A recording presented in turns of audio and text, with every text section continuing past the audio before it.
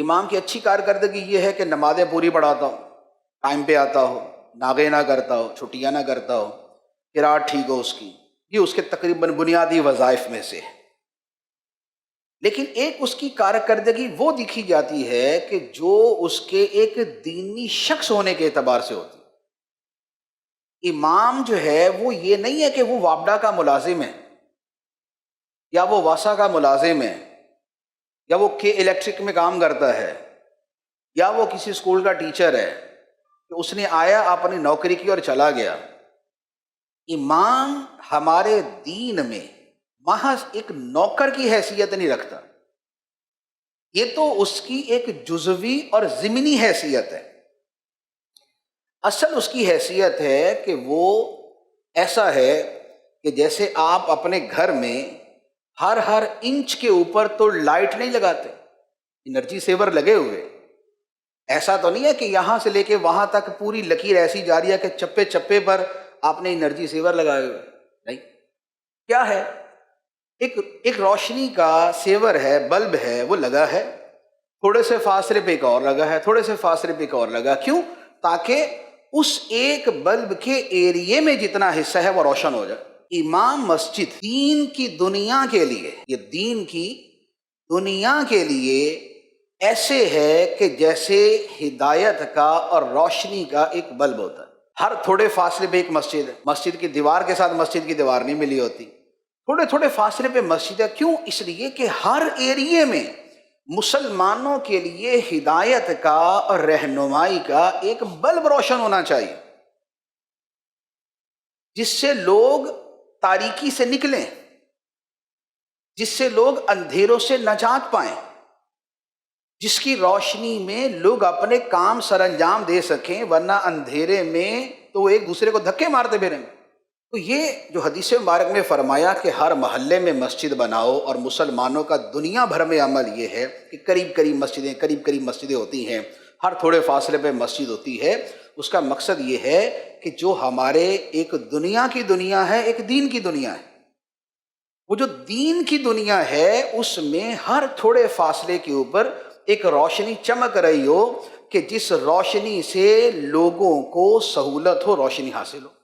امام کی اور مساجد کی اصل حیثیت یہ ہے۔ اب آپ دیکھیں کہ اگر آپ نے بلب لگا دیا اور اس کے بعد اس کے اوپر کالا کپڑا ڈال دیا،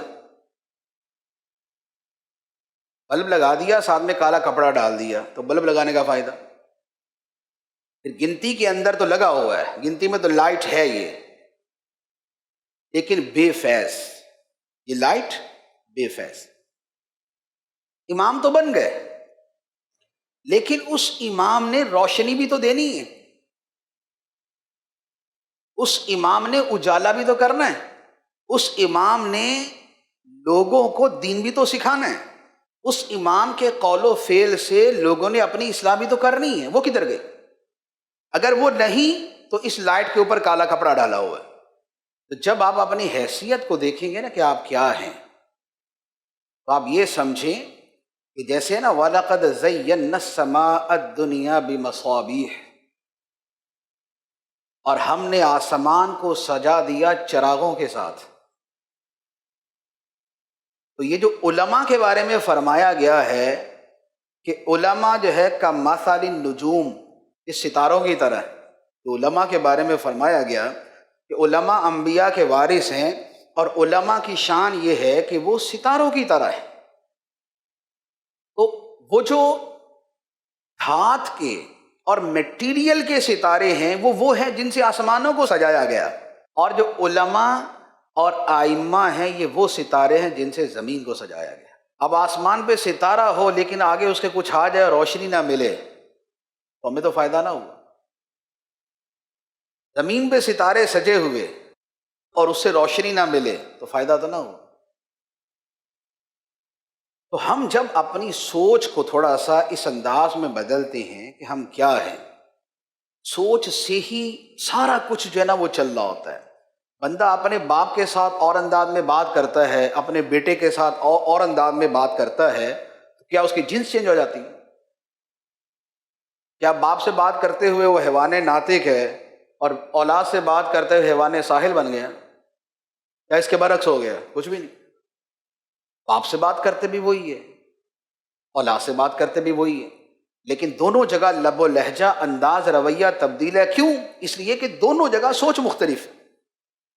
باپ سے بات کر رہا ہے اپنے آپ کو اولاد سمجھ کے، اولاد سے بات کر رہا ہے اپنے آپ کو باپ سمجھ کے. اب مسجد کے اندر امام اپنے آپ کو یہ سمجھے کہ بھائی نوکری بس اور کچھ نہیں، تو پھر وہ سچا ہے کہ وہ نوکر ہے. اور اگر وہ یہ سمجھے کہ وہ مبلغ ہے اور پھر اس کا عمل بھی مبلغ والا ہو تو اس کی عزت بھی مبلغ والی ہوگی. اور اگر وہ سمجھے کہ وہ روشنی ہے اور اس کا عمل بھی روشنی والا ہو تو لوگ بھی جیسے روشنی کی قدر کرتے ہیں اسی طرح اس کی قدر کریں گے. تو ہم نے اپنی سوچ بدلنی ہوتی ہے، پھر سوچ کے مطابق عمل کرنا ہوتا ہے، نتیجہ پھر بعد میں نکلنا شروع ہو جاتا ہے.